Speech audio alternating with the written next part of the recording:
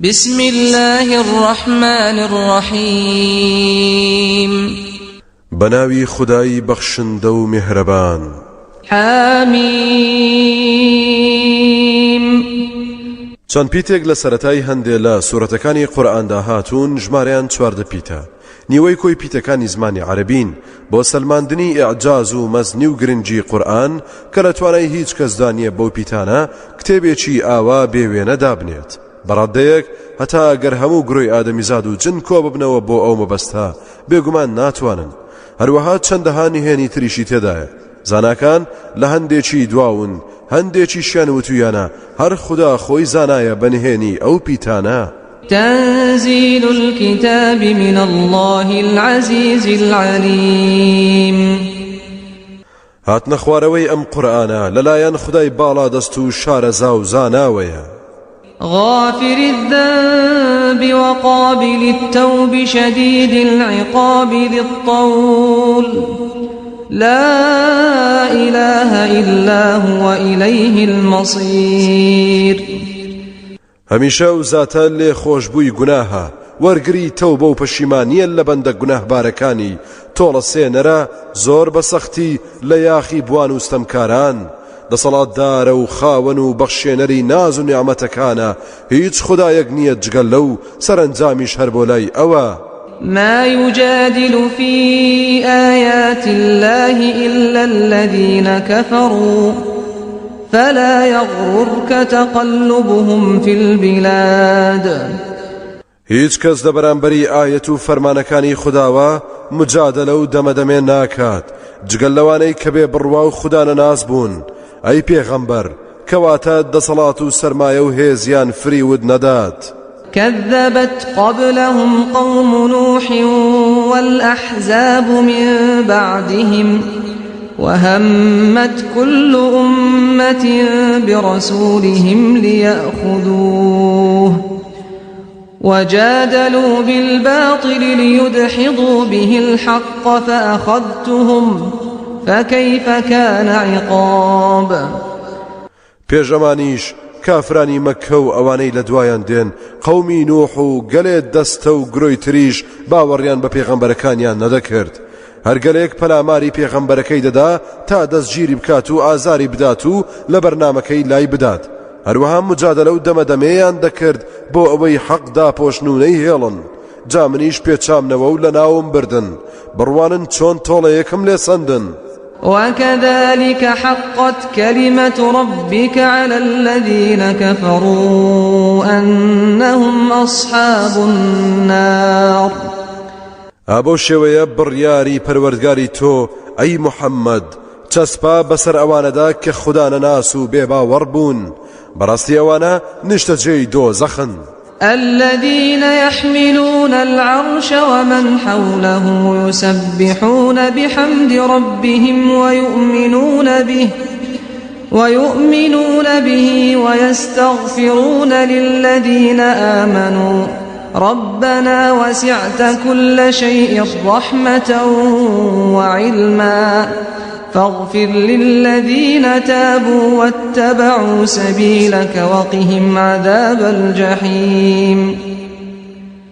ئەو فریشتانەی کە عەرش و تەختی پەروەردگار هەڵدەگرن ئەوانەشی کە بە دەوریدا دەسوڕێنەوە تەسبیحات و ستایش و سوپاسی پەروەردگاریان دەکەن، ئیمان و باوەڕی زۆر بەهێز و دامەزراویان پێیەتی، داوای لێخۆشبوونیش دەکەن بۆ ئەوانەی کە باوەڕیان هێناوە، دەڵێن پەروەردگارە ڕەحمەت و میهرەبانی تۆ، زانست و زانیاری تۆ هەموو شتێکت پێگرتۆتەوە، کەوا بوو خۆش ببن لەوانەی کە تەوبەیان کردووە و لە گوناهەکانیان پەشیمان و شوێن بەرنامە و ڕێبازی تۆ دەکەون، هەروەها لە ئاگری دۆزەخیش بیان پارێزە.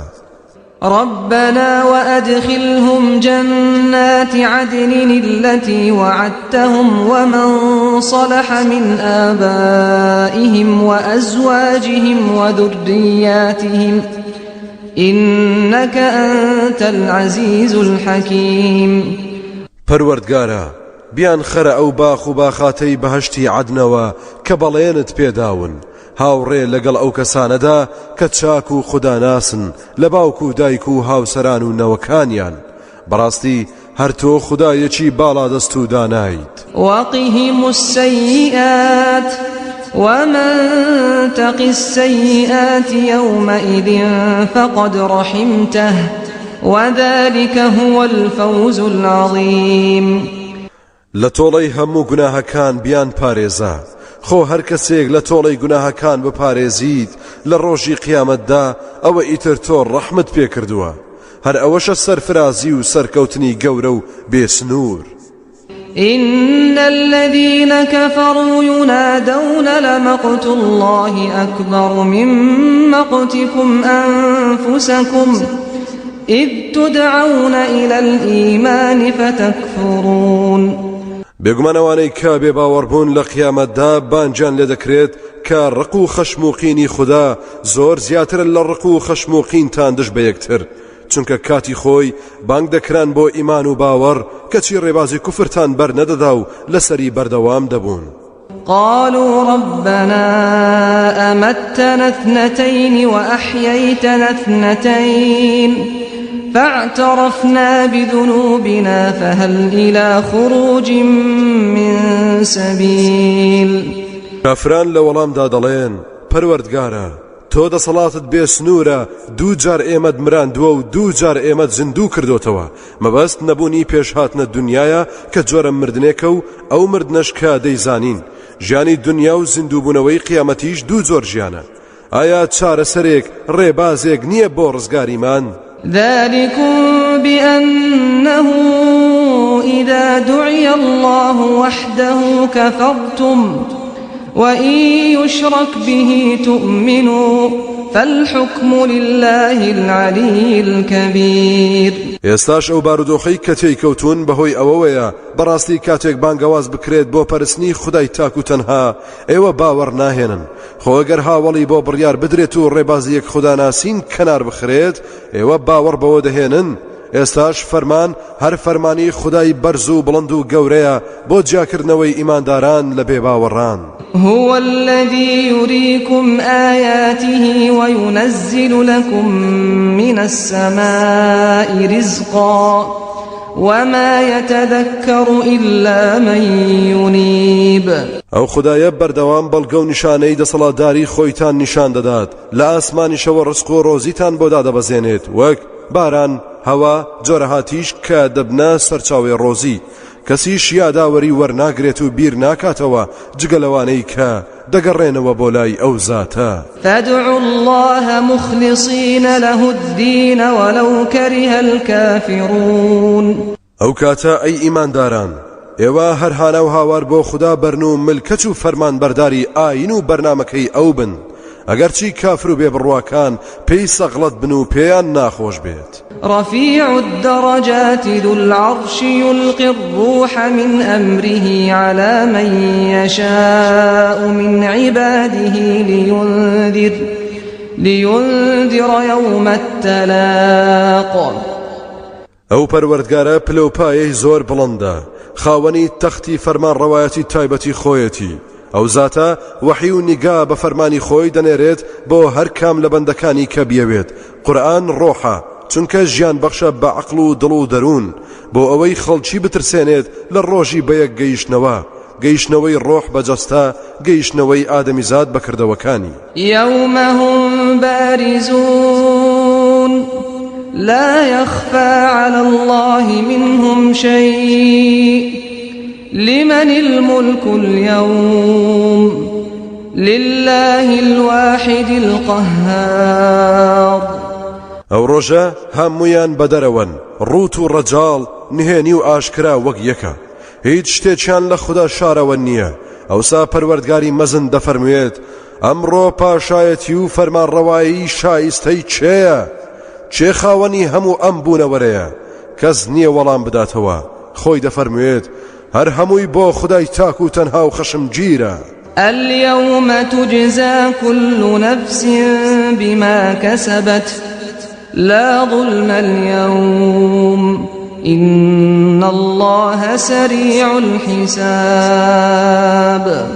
ئەمڕۆ هەموو کەس پاداشی کار و کردەوەی خۆی وەردەگرێت. ئەمڕۆ هیچ جۆرەستەمێک لە کەس ناکرێت، بەڕاستی خودای گەورە بە خێرایی لێپرسینەوەکان ئەنجام دەدات چونکە هەموو شت لای ڕوونە. وأنذرهم يوم الآزفة إذ القلوب لدى الحناجر كاظمين ما للظالمين من حميم ولا شفيع يطاع. ئەی پێغەمبەر بیان ترسێنە و ئاگایان بکەن لە ڕۆژە نزیکەکە ڕۆژی قیامەت کاتێک کە دڵەکان دەگەنەگەر و غەمگینی و پەژارە و تنگانە دڵ و دەرونی خودانەناسان بە تەواوی داگیر دەکات. هیچ دڵسۆز و پشتیوانێک بۆ ستەمکاران نییە. کەس تکا کار و غەم خۆریان نییە تا قسەیەکی ڕەواجی هەبێت و تکای لێوەربگیرێت. يعلم خائنة الأعين وما تخفي الصدور. ئەو خودایە هەمیشە چاوە خیانەتکار و ناپاکەکان دەناسێت و دەزانێت چی لە دڵ و دەروون و سینەکاندا حەشار دراوە. والله يقضي بالحق والذين يدعون من دونه لا يقضون بشيء إن الله هو السميع البصير. هەمیشە خوددا دادوەری لەسەر بنچینەی حەق و ڕاستی ئەنجام دەدات. ئەوانەی جگەل لەو زاتە هاواریان لێ دەکەن هیچ دەسەڵات و داوەریەکیان لەدەست نایەت. بەڕاستی هەر خوددا خۆی بیسەر و زانایە. أولم يسيروا في الأرض فينظروا كيف كان عاقبة الذين كانوا من قبلهم كانوا هم أشد منهم قوة وآثارا في الأرض فأخذهم الله بذنوبهم وما كان لهم من الله من واق. ئایا ئەوە بەسەر زەویدا نەڕۆیشتون تا تەماشا بکەن و سەرنج بدەن سەرنجامی ئەوانەی پێش ئەمان چۆن بوو چیان بەسەر هات؟ ئەوانە لەمان زۆر بەهێزتر بوون و جێدەست و شوێنەواریان زیاتر لە زەویدا ئاشکرا بوو. جا ئەوە بوو خوددا بەهۆی گوناهەکانیانەوە لە ناوی بردن. کەس نەیتوانی لە سزای خوددا بیان پارێزێت و پەنایان بدات و ڕزگاریان بکات. ذلك بأنهم كانت تأتيهم رسلهم بالبينات فكفروا فأخذهم الله إنه قوي شديد العقاب. ئەو بارودۆخیان بۆیە بەسەرداهات چونکە بەڕاستی کاتی خۆی پێغەمبەرەکانیان بە چەندەها بەڵگە و نیشانەی ئاشکراوە ڕاستیەکانیان پێڕادەگەاندن کەچی بڕوایان نەکرد و باوەڕیان نەهێنا. اینجا خدای گەورە لە ناوی بردن و پێچانیەوە چونکە بێگومان ئەو خدایە بەهێزە و تۆڵەسەندنەوەی زۆر تند و بەئێشە لە بێباوەڕان. ولقد أرسلنا موسى بآياتنا وسلطان مبين إلى فرعون وهامان وقارون فقالوا ساحر كذاب.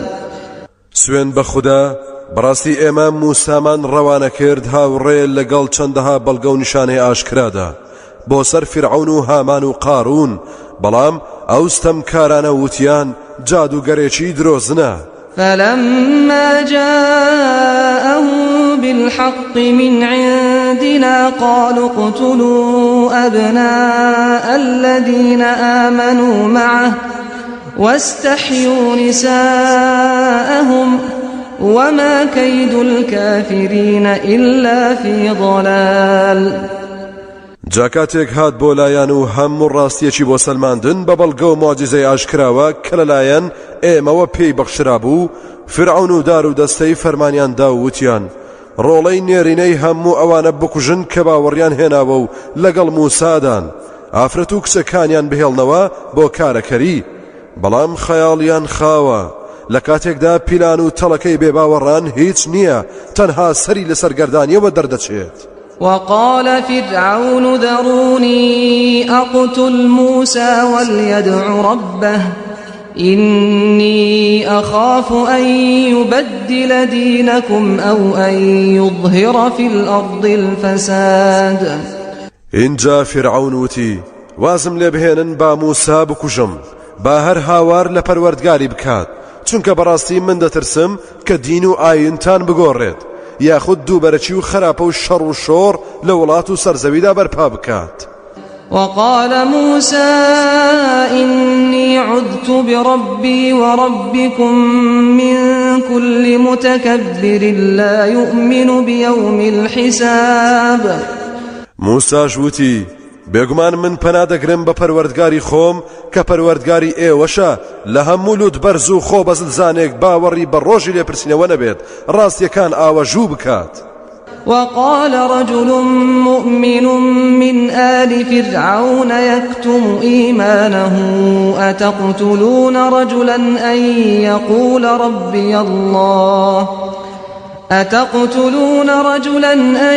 يقول ربي الله وقد جاءكم بالبينات من ربكم وإن يك كاذبا فعليه كذبه وإن يك صادقا يصبكم بعض الذي يعدكم إن الله لا يهدي من هو مسرف كذاب.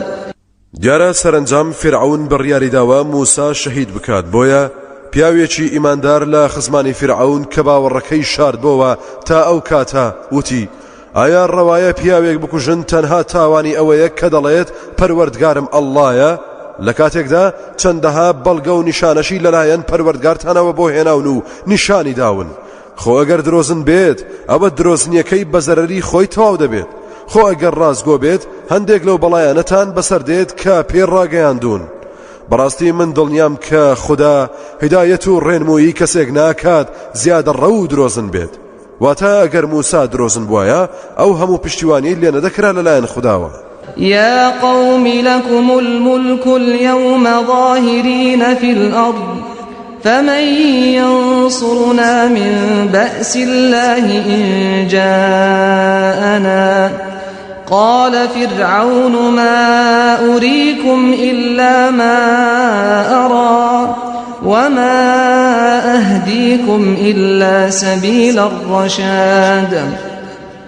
هەروەها وتی ئەی قەوم و هۆزم ئەمڕۆ ئێوە دەسەڵاتتان هەیە بەسەر ئەم ناوچەیەدا و بە ئارەزووی خۆتان فەرمانڕەوایی تیادا دەکەن.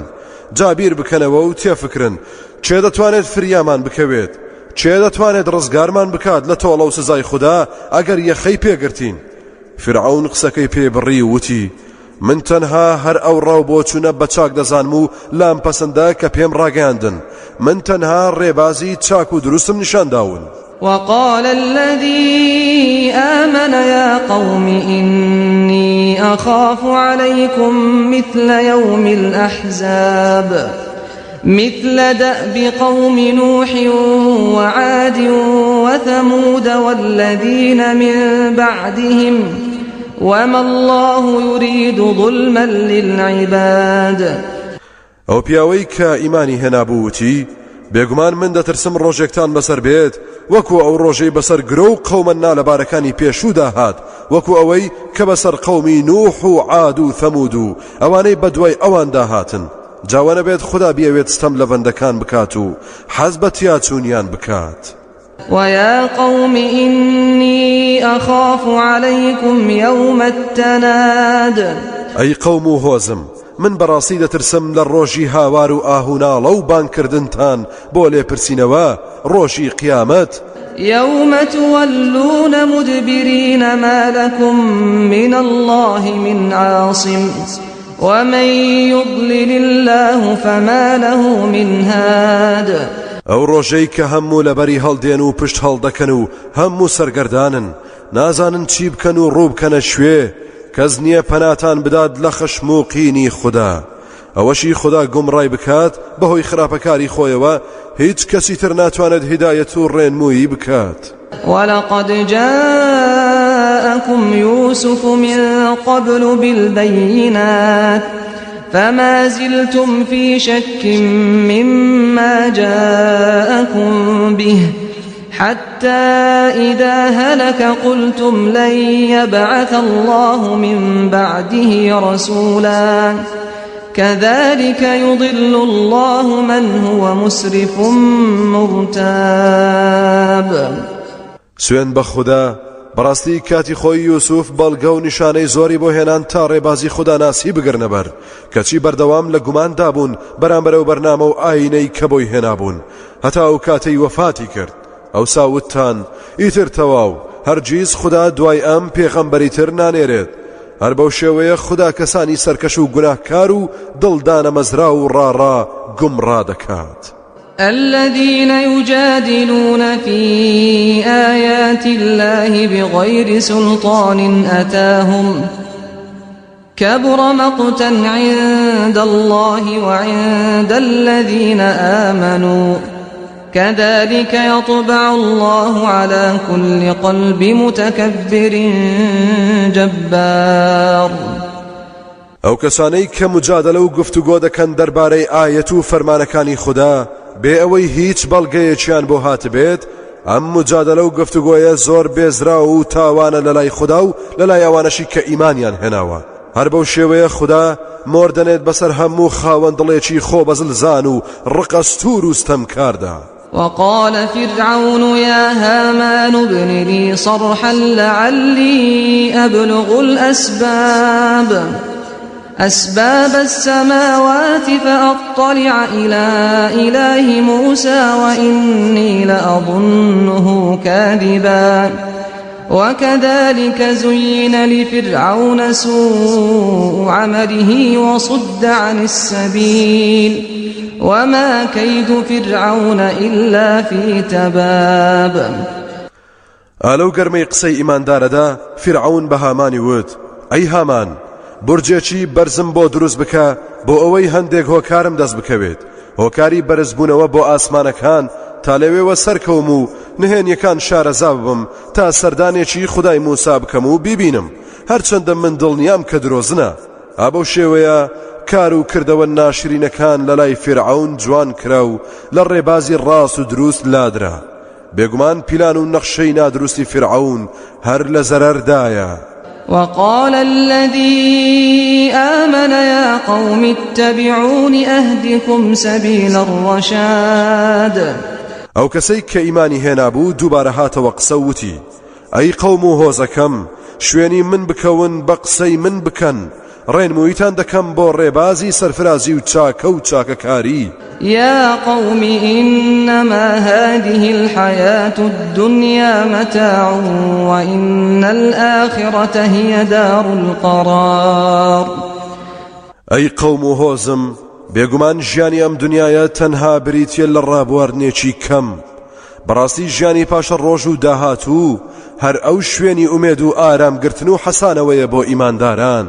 من عمل سيئة فلا يجزى إلا مثلها ومن عمل صالحا من ذكر أو أنثى وهو مؤمن فأولئك يدخلون الجنة يرزقون فيها بغير حساب.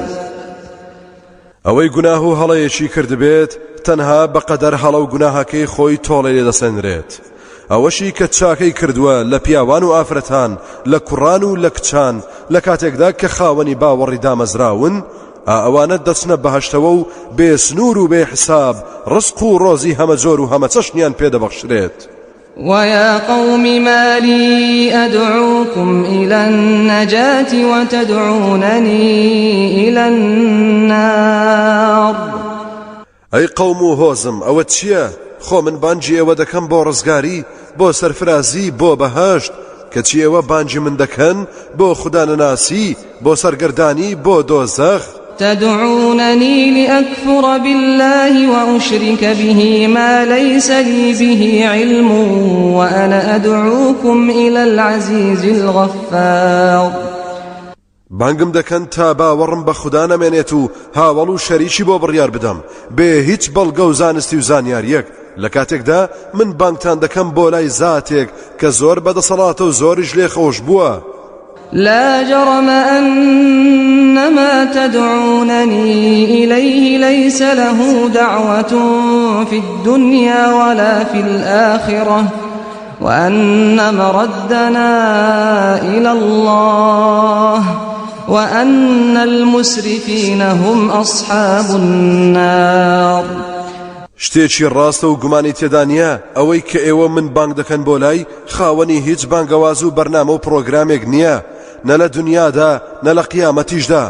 ئەوەش نابێت لە یاد بکەین کە بەڕاستیش گەڕانەوەمان بۆ لای خودای گەورەیە.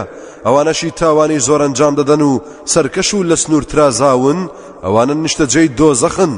فستذكرون ما أقول لكم وأفوض أمري إلى الله إن الله بصير بالعباد.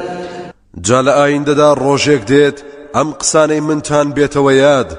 ئێستاکەش من خۆم و کاروبارەکانم دەدەمە دەست خوددا و پشت بەو دەبەستم، چونکە بێگومان خوددا بینایە بە بەندەکانی. فوقاه الله سيئات ما مكروا وحاق بآل فرعون سوء العذاب النار يعرضون عليها غدوا وعشيا ويوم تقوم الساعة أدخلوا آل فرعون أشد العذاب. جا خودای گەورە ئەو ئیماندارە ژیرەی پاراست لە پیلانی خراپ و دڕندانەیان، دار و دەستەی فرعونیش سزایەکی زۆر سەختیان توش بوو، ئاگری دۆزەخە.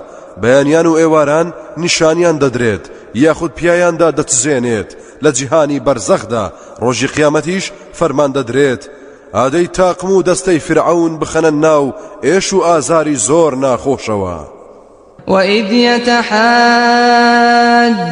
في النار فيقول الضعفاء للذين استكبروا إنا كنا لكم تبعا فهل أنتم مغنون عنا نصيبا من النار. ئەو کاتە ئیتر شەڕ و کێشە دەست پێ دەکەن لەناو ئاگری دۆزەخدا.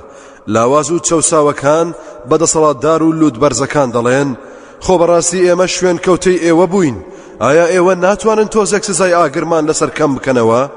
قال الذين استكبروا إنا كل فيها إن الله قد حكم بين العباد. لە وەڵامیاندا لوود بەرزەکان دەڵێن ئێمە هەمومان لەناو ئاگردا گیرمان خواردووە، بێگومان خودای گەورە داوەری کردووە لە نێوان بەندەکانیدا و بڕیارەکانی بڕاوەتەوە. وقال الذين في النار لخزنة جهنم ادعوا ربكم يخفف عنا يوما من العذاب. اینجا ئەوانەی کە لەناو ئاگری دۆزەخدان بە فریشتەکانی کارجێڕی دۆزەخ دەڵێن داوا لە پەروەردگارتان بکەن تەنها ڕۆژێک سزا و ئازارمان لەسەر کەم بکاتەوە. قالوا أولم تك تأتيكم رسلكم بالبينات قالوا بلى قالوا فادعوا وما دعاء الكافرين إلا في ضلال. ئەوانیش لە وەڵامی داخوازیەکەیاندا دەڵێن باشە مەگەر پێغەمبەرەکانتان بە بەڵگە و نیشانەی ڕوون و ئاشکراوە ڕەوانە نەکرابوون بۆتان؟ هەمویان بەیەک دەنگ دەڵێن بەڵێ ڕاستە. اینجا فریشتەکان دەڵێن دەیکەوا بوو هەرداوا بکەن و بپاڕێنەوە، بێگومان داخوازی و پارانەوەی کافران بە هیچ ناچێت، تازە هیچ نرخێکی نییە و گیرا نابێت. إنا لننصر رسلنا والذين آمنوا في الحياة الدنيا ويوم يقوم الأشهاد. بەڕاستی ئێمە پێغەمبەرەکانمان و ئەوانەشی کە باوەڕیان هێناوە سەردەخەین لە ژیانی دنیادا، هەروەها ئەو ڕۆژەش کە شایەتەکان شایەتی دەدەن، فریشتەکان شایەتی بۆ پێغەمبەران دەدەن، پێغەمبەران شایەتی بۆ بانگخوازان دەدەن، بانگخوازانیش شایەتن لەسەر خەڵکی. يوم لا ينفع الظالمين معذرتهم ولهم اللعنة ولهم سوء الدار. لەو ڕۆژەدا ستەمکاران تکە و پاڕانەوەیان بێسوودە و کەڵکیان پێناگەێنێت، نەفرین هەر بۆ ئەوانە و هەر بۆ ئەوانیشت جێگەی ناساز و ناخۆش. ولقد آتينا موسى الهدى وأورثنا بني إسرائيل الكتاب. سوێن بە خوددا بەڕاستی ئێمە هیدایەت و ڕێنموویمان بەخشی بە موسا و تەوراتیشمان هێشتەوە لە ناونەوەی ئیسرائیلدا تا پێڕەوی بکەن و پابەندی بن. هدى وذكرى لأولي الألباب کردوشمانە بەهۆی ڕێنمووی و یادخستنەوە بۆ خاوەن بیر و هۆشەکان. فاصبر إن وعد الله حق واستغفر لذنبك وسبح بحمد ربك بالعشي والإبكار. ئەی پێغەمبەر بە ئارام و خۆڕاگر بە، چونکە بەڕاستی بەڵێن و وادەکانی خوددا هەردێتە دی. داوای لێخۆشبوونیش بکە بۆ گوناهەکانت، تەسبیحات و ستایش و سپاسی پەروەردگاریشت بەردەوام ئەنجام بدە، بەتایبەت لە دەمە و ئێواران و دەمە و بەیانیاندا. إن الذين يجادلون في آيات الله بغير سلطان أتاهم إن في صدورهم إلا كبر ما هم ببالغيه فاستعذ بالله إنه هو السميع البصير. بەڕاستی ئەوانەی کە مجادلە و گفتوگۆی سەرکەشانت دەکەن و بەناشارە زایل لە ئاەتەکانی خوددا دەدوێن بێ ئەوەی بەڵگەیەکی بەهێزیان پێبێت، ئەوانە تەنها لە سینەیاندا خۆ بەزلزانین هەیە، بەمەرجێک هیچ کات ناگەنە ئەو ئامانجەی کە هەیەنە، کەواتە تۆ پەنا بگرە بە خوددا لە شەڕی خوددا نەناسان، چونکە بەڕاستی ئەو زاتە بیسەر و بینایە. لخلق السماوات والأرض أكبر من خلق الناس ولكن أكثر الناس لا يعلمون. بەڕاستی دروستکردنی ئاسمانەکان و زەوی لە دروستکردنی خەڵکی زۆر گەورە و گرنگترە، بەڵام زۆربەی خەڵکی ئەم ڕاستیانە تێناگەن و پێی پێنابەن و نایزانن. وما يستوي الأعمى والبصير والذين آمنوا وعملوا الصالحات ولا المسيء قليلا ما تتذكرون. کەسانی کوێر لە بەرامبەر چاو ساغەوە وەک یەک نین، هەروەها ئەوانەی کە باوەڕیان هێناوە و کار و کردەوەی چاک ئەنجام دەدەن لەگەڵەوانەدا کە تاوان و گوناه دەکەن چۆن یەک نین، کەچی زۆر کەم خەڵکی تێدە فکرن و بیر دەکەنەوە و بەراورد دەکەن. إن الساعة لآتية لا ريب فيها ولكن أكثر الناس لا يؤمنون. بەڕاستی ڕۆژی قیامەت بەڕێوەیە و هەردێت، هیچ گومانێکی تێدا نییە، بەڵام زۆربەی خەڵکی ئیمان و باوەڕ ناهێن و باوەڕیان پێی نییە. وقال ربكم ادعوني أستجب لكم إن الذين يستكبرون عن عبادتي سيدخلون جهنم داخرين. ئەی خەڵچینە، پەروەردگارتان فەرموویەتی ئێوە هانا و هاوار بۆ من بهێنن، ئەوە من دوعا و نزاتان گیرا دەکەم. بەڕاستی ئەوانەی خۆیان بە گەورەت دادەنێن و لوود بەرزی دەکەن لە ئاستی پەرستنی مندا، لە ئایندەدا بەسەر شۆڕی و خەجاڵەتیەوە دەخرێنە ناو ئاگری دۆزەخەوە. الله الذي جعل لكم الليل لتسكنوا فيه والنهار مبصرا إن الله لذو فضل على الناس ولكن أكثر الناس لا يشكرون. خدا و پەروەردگارێ شەوی بۆ سازاندون تا تیایدا ئارام بگرن و بەحەوێنەوە، ڕۆژگاریشی بۆ ڕۆشن و ڕوونا کردوونەتەوە. بەڕاستی خدای گەورە خاوەنی بەخشندەی و ناز و نیعمەتی زۆرە بەسەر خەڵکیەوە، بەڵام زۆربەی خەڵکی سپاسگوزاری ناکەن. ذلكم الله ربكم خالق كل شيء لا إله إلا هو فأنا تؤفكون. ئەو زاتە خدای ئێوەیە و پەروەردگارتانە، بەدیهێنەری هەموو شتێکە، هیچ خدایەک نییە جگە لەو، ئیتر ئێوە بەرەو کوێ دەبرێن چۆن لا دەدرێن لە بەرنامەکەی. كذلك يؤفك الذين كانوا بآيات الله يجحدون. هەر بەو شێوەیە لادرابوون ئەوانەی کە لە پێش ئەمانەوە دژایەتی ئایەت و فەرمانەکانی خودایان دەکرد و لە ڕێبازەکەی لایان دەدا و دژایەتیان دەکرد، بەڵام کوان بۆ کوێ چوون، چیان بەسەر هات.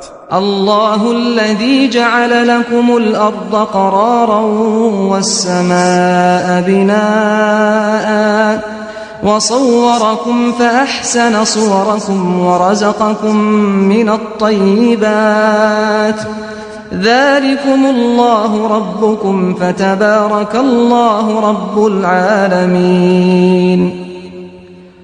خدا ئەو زاتەیە کە زەوی بۆ کردوون بە شوێنی سرەوتن و ژیان و حەوانەوە، ئاسمانیشی بەسەرتانەوە ڕاگرتووە، ڕوخسار و شێوازتانی نەخشاندووە، بە جوانترین شێوەش نەخشاندوویەتی، لە ڕزق و ڕۆزی چاک و پاک و بەسوود بەهرەوەری کردوون.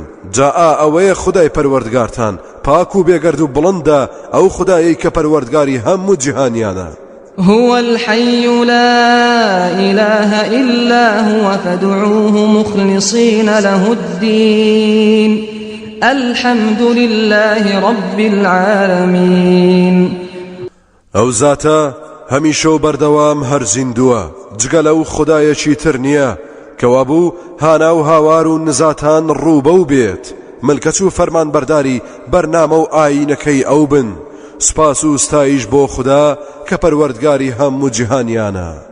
قل إني نهيت أن أعبد الذين تدعون من دون الله لما جاءني البينات من ربي وأمرت أن أسلم لرب العالمين.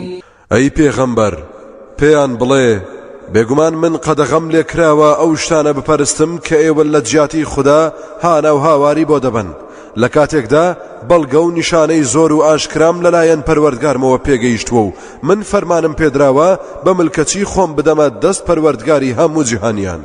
هو الذي خلقكم من تراب ثم من نطفة ثم من علقة ثم يخرجكم طفلا ثم لتبلغوا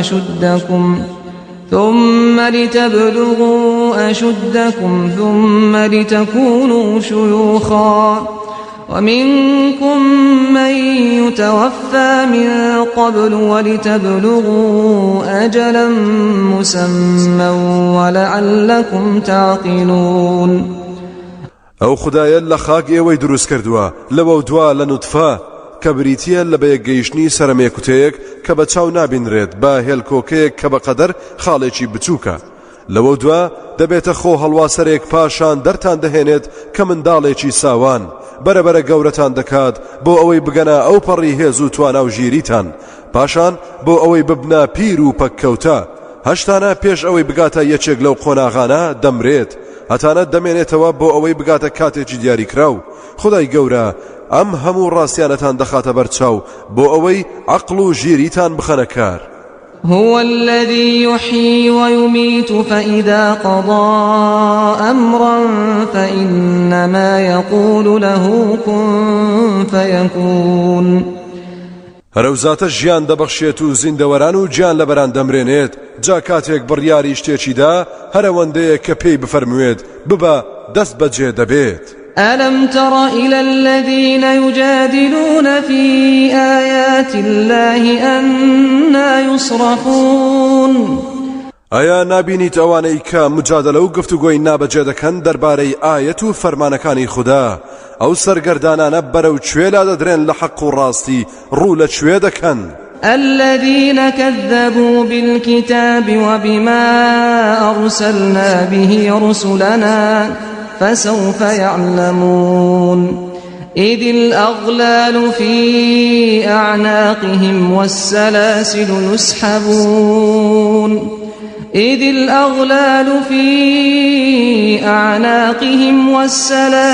يسحبون في الحميم ثم في النار يسجرون. ثم قيل لهم أين ما كنتم تشركون من دون الله قالوا ضلوا عنا بل لم نكن ندعو من قبل شيئا كذلك يضل الله الكافرين. ئەوانەی کە باوەڕیان نییە بە قورئان و بەو بەرنامە و ڕێبازەی کە بە پێغەمبەرەکانماندا ڕەوانەمان کردووە ئەوانن لە ئایندەدا دەزانن چیان بەسەر دێت و خۆیان دەبیننەوە کاتێک کۆت و زنجیرەکان دەکرێنە گەردنیان و ڕادەچێشرێن بۆ ناو ئاوی زۆر گەرم پاشان ئاگریان پێخۆش دەکرێت و دەبنە سوتەمەنی بۆی لەوە دوا پێیان دەوترێت کوانە و شتانەی کە بە هاوڵتان دادەنا بۆ خودای باڵا دەست لە جیاتی خوددا دەتان پەرست بە کەساسی و خەجاڵەتیەوە دەڵێن لێمان ون بوون دیار نین بەڵکو ئێمە هەر ناوی کەسی ترمان نەدەبرد دیارە لە ترسدا یا هەربیر و باوەڕی خۆیان فرامۆش کردووە ئابۆ شێوەیە خوددا کافران سەرگەردان و سەر لێ شێواو دەکات ذلكم بما كنتم تفرحون في الأرض بغير الحق وبما كنتم تمرحون ئەم بارودۆخەی کە ئێستا تیایدا گیرتان خواردووە سەرنجامی ئەو کەیف و شادی و سوور و سەمایەیە کە لەسەر زەویدا بەناحەق ئەنجامتان دەدا و کەشخەتان دەکرد بەسەر خەڵکەوە و ناستان دەکرد بەسەریاندا ادخلوا أبواب جهنم خالدين فيها فبئس مثوى المتكبرين دەی لە قاپیەکانی دۆزەخەوە بۆ ژوورەوە ئەوەش بزانن ناژمرن تیایدا و بە هەمیشەیی تیایدا دەمێننەوە ئای کە شوێن و جێگەی خۆبەزل زانەکان ناخۆش و ناسازە فاصبر إن وعد الله حق فإما نرينك بعض الذي نعدهم أو نتوفينك فإلينا يرجعون جا ئەی پێغەمبەر ئارامگر بە و دڵنیاش بە کە بەڵێنی خوددا ڕاستە و دروستە و هەردێتە دی ئەوسا یا ئەوەیە کە هەندێ لە هەڕەشەکانمان دژیان بە چاوی خۆت دەبینیت یاخود ئەگەر گیانمان کێشایت و وەفاتت کرد ئەوانە بۆ شوێ دەچن بەناچاری هەر بۆ لای ئێمە دەبرێنەوە ئەوسا بەتوندی تۆڵەیان لێدەسێنین ولقد أرسلنا رسلا من قبلك منهم من قصصنا عليك ومنهم من لم نقصص عليك وما كان لرسول أن يأتي بآية إلا بإذن الله فإذا جاء أمر الله قضي بالحق وخسر هنالك المبطلون بەڕاستی ئێمە پێشتۆ پێغەمبەرانی تریشمان ڕەوانە کردووە هەیانە سەرگوزەشتە و بەسەرهاتیانمان بۆ جێڕاویتەوە هەشیانە کە سەرگوزەشتە و بەسەرهاتیمان بۆ نەجێڕاویتەوە هیچ پێغەمبەرێکیش بۆی نەبووە مۆجیزەیەک پێش بهێنێت بەبێ مۆڵەتی خودای بەدەسەڵات جاکاتێک فەرمانی خوددا هاتبێت ئەوە جێبەجێ کراوە بەڕاستی ئەو کاتە ئیتر ناحەق و نادروستەکان خەسارەتمەند بوون لەوێدا الله الذي جعل لكم الأنعام لتركبوا منها ومنها تأكلون هەر خودایە کەماڵاتی بۆ ئێوە ڕامهێناوە تا هەندێکی بۆ سواری بەکاربهێنن و هەندێکیشی بۆ خۆراک سوودی لێوەربگرن ولكم فيها منافع ولتبلغوا عليها حاجة في صدوركم وعليها وعلى الفلك تحملون هەروەها سوودی زۆری ترتان دەست دەکەوێت لەو ماڵاتانەدا بۆ ئەوەی بە سواری ئەوانە بگەنە ئەو شوێنانەی نیازتان لە دڵدایە بیگەنێ و کاروباری خۆتان ئەنجام بدەن جا بە سواری ئەو وڵاغانە و کەشتیش هەڵدەگیرێن هات و چۆیان بۆ ئاسان کردوون ويريكم آياته فأي آيات الله تنكرون ئەو زاتە بەڵگە و دەسەڵاتی خۆیتان نیشان دەدات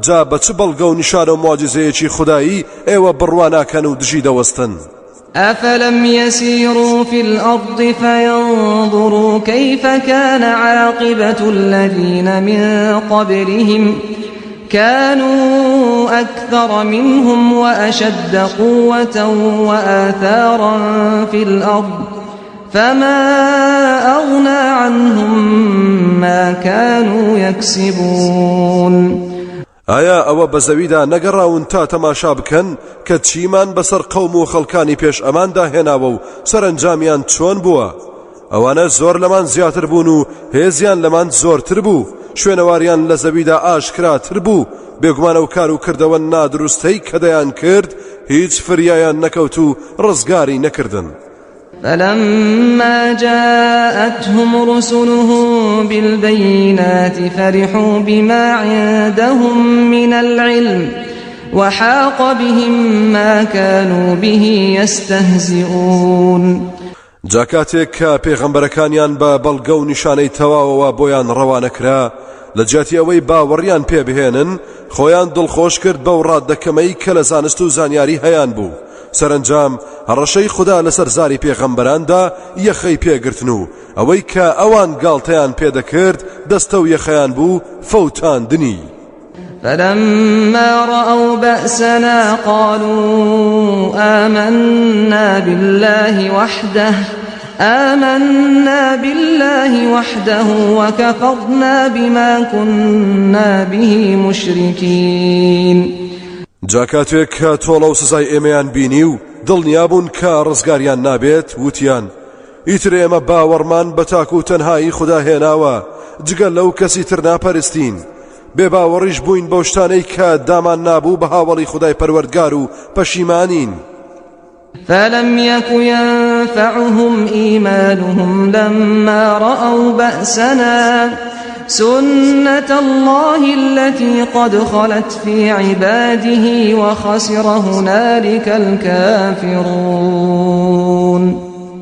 جابێگومان ئیمانی ئاوا سوودی نەبووە بۆیان کاتێک تۆڵە و خەشم و قینی ئێمە دەبین و لە ترساندا باوەڕ دەهێنن چونکە ئەمە بەڕاستی بەرنامەی خوددایە بۆ بەندەکانی بە درێژایی زەمانەت دەبێت لە تەواوی ئازادیدا بێترس و زۆر باوەڕی پێ بکەن.